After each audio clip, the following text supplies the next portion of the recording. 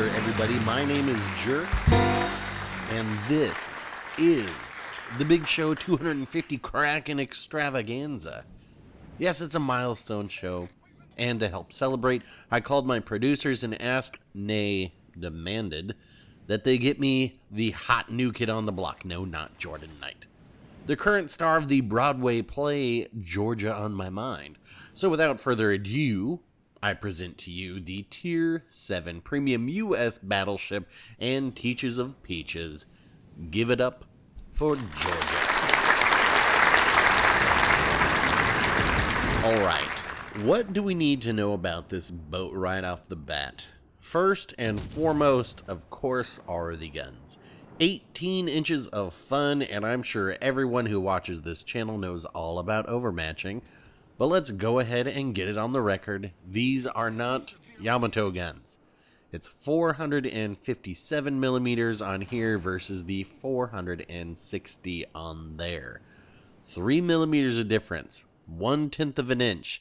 That is the difference between pleasure and pain, at least according to my ex. So, you can overmatch the Embra's 30 millimeter bow, but you cannot overmatch any of the 32 millimeter bows found on every Tier 7 and Legendary Tier battleship, or the Worcester or Alaska, or maybe more in the future. So if you had high hopes of slapping everyone around willy-nilly, overmatching bows left and right, then it's time to temper your expectations like nice chocolate. However, you are still launching 18-inch pieces of stone fruit, so when they connect, the party on the receiving end is going to feel it. Alright, now, before we get much further into this match, let me go ahead and put the party, posse, and modules up on the big screen. And in this match, we are using Joey, Donnie, and Danny. Now, as for the modules, I do have the artillery plotting room on in this match, but I've also used the main battery mod to reduce the reload time, and both have their benefits, and depending on how you want to play this ship, both are valid. And that means there is versatility in this ship, and you know I love my versatile ships. I will say that doing a full secondary build is just not a good idea, but you could go a bit more brawly with the likes of Willis Lee and get the reload down to like 20 seconds or so. You could also go more sniper with Sims, and you can really mix and match these skills to customize the ship to fit your playstyle. And that's the sign of a good ship. Do I think it's overpowered? Not at all. But it is a very solid ship.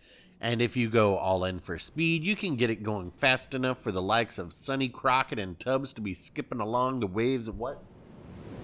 Alright. Save the Miami Vice for the next video. So if you like battleships, it's probably one that you're going to want to pick up. Alright, let's look at this match and how I'm going to use this ship to abuse the red team. And by abuse, I mean have it all come down to a 1v1 between myself and this destroyer who is going to hound me endlessly in this round. Now, it's true the red team has surrendered all caps to blue. That is usually a sign to get a bit more into the middle of the map, as you can control things from there. But our B group has come down to Georgia, despite the fact it is capped. So blue team's gonna blue.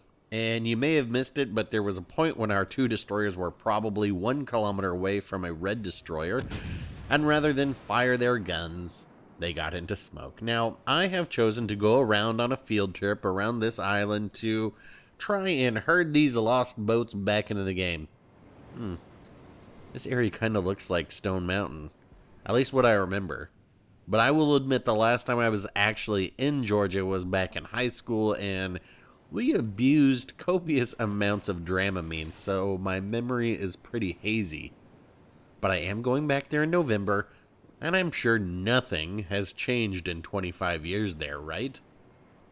Longtime viewers know that it is rare that I take these flanking routes in ships. More often than not, it's just going to leave you out of position, but Georgia is fast and it excels at flanking, just like many of the French ships. And with the majority of my team down here, I really just wanted to take care of these 3 ships as fast as possible so we could get back to B and support the rest of the team. And I was hoping our destroyers would come up here and in trying to torp the Nagato inadvertently scan for torps for me, since this destroyer has one objective in mind: hit me in the plums with sea sausages. So to try and avoid that, I am actually just going to end up sailing through my team. So if this destroyer wants to come at me, bro, they're going to have to go through them first, which they may just successfully do. Now, first and foremost, though, let's take on this York. This should do it. I mean, that is 6 18-inch white meat peaches. Only 2 hit. Oh well. You can see I am now turning back towards my team because I understand this destroyer. Oh, there are the torps. There are the torps that were... for what? The York? Oh, here come torps for me. The torpedo protection on the Georgia is little more than collard greens and cornbread. At about 25%, maybe it's 26%. It's a long way from the 50% of the Alabama. So, we're going to go ahead and secure this York. And then I am going to head back to the dirty. And because our team got so far out of position, the red team has wiped out our team at C and have flipped B. And we don't really have the position to prevent them from trapping us down here. Now, as such, I'm using my speed to reposition and try and support our weak side, with the added benefit of getting away from this destroyer for a while. And with some time to myself, I can do what I really want to do, and that is to start slapping cheeks. Now, if someone would just shoot that damn destroyer. Anyway, so Georgia. I have found it to be pretty darn accurate, and I will definitely be getting Admiralty backing. Actually, I already did. But is the difficulty of playing high-tier battleships easier in this ship? Well, maybe a little, simply because of its speed, but it is hard to get a good, honest feel so long as the damage saturation bug is still in this game. Is that why it took 2 salvos to sink the York? I think that was actually just my poor aim. But I have seen the bug countless times, and it's not pretty. Nor is it pretty to constantly be set ablaze by HE spamming cruisers. And you know what might be really good to help against that? Maybe a tier 7 heavy cruiser from a certain nation known for having railguns. Just food for thought, comrades. You still, of course, have to deal with the ridiculously low destroyer concealment we have. And, of course, now there are AP bombs capable of taking half of your ship's health in one pass, making themselves invincible, and taking the other half on the next. But if you can survive all that, and if you can find yourself in the right situation and in the right spot, you can enjoy that brief moment where you get to fire at a broadside Colorado. Look at that accuracy.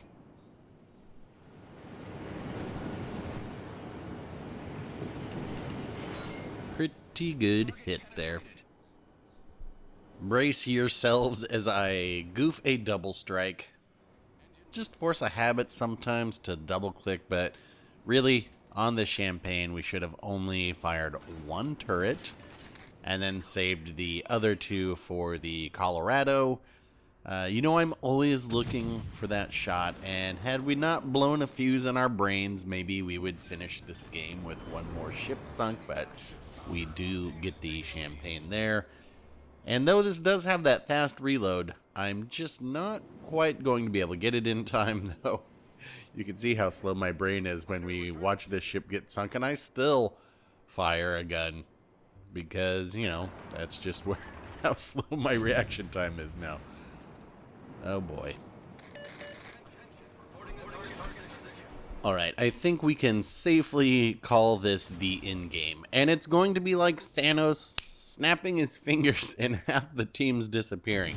We've got a pretty hefty lead here, but to make sure we win this, it will be up to me in this battleship, playing it like a cruiser, and capping B back. It's hard to carry a team in a battleship. There have been numerous times where a red destroyer has been spotted and my team has instead chosen to shoot at something else, but at least we can go fast in this ship, and it's got a very decent reload, and it's just agile enough that if I do some donuts in B here and then get the hell out of Dodge to make sure that I stay alive, we might be able to pull off this win. So you're going to see me do all sorts of evasive maneuvers because torpedoes are going to be coming at me from all sorts of different directions. And if I can get this Massachusetts off the board, that's going to make things a little bit easier. Not sure where that shot went.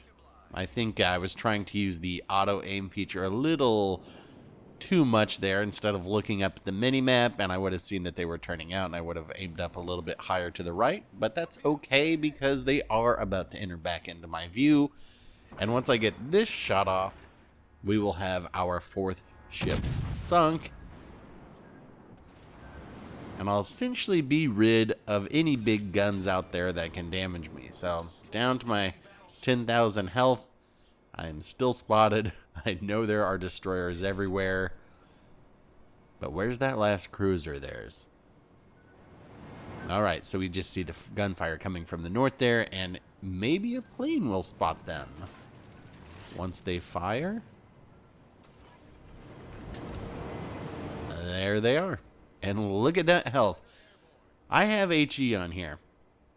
Normally, we all know, you don't need to shoot HE, certainly not with 18-inch guns at a cruiser, but because there are these destroyers all about, and because there is the over-penetration damage saturation bug, I'm using HE to make sure that I actually sink this ship.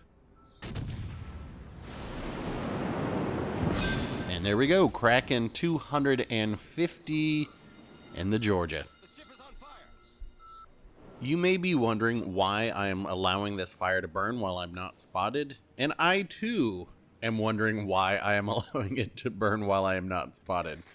We do know there's a destroyer through that gap. Well, you can see all those torpedoes, but I think I come to my senses pretty soon. I'm like, wait a minute. If I don't put this out, then I will be able to be gunned down by a destroyer. And this is when I'm telling the ship, just get back. We've got the point lead here. There is no sense in just chasing after it. There's the shot. Very smart move by that Akatsuki. If he could get me on fire, fortunately my damage com was still going, but if he got me on fire, I'd be dead. So this is why I am getting the hell out of Dodge. Because right now, even that destroyer could gun me down. Returning to ship. Our battleship gets rid of their other destroyer, but their other destroyer is going to trade and get rid of our Gneisenau. So, mano y mano. This is not a fight that I particularly want to take because my health is so low. You know, Japanese destroyers do have a very good fire chance. I know exactly where they are, pretty much. We get that shot off.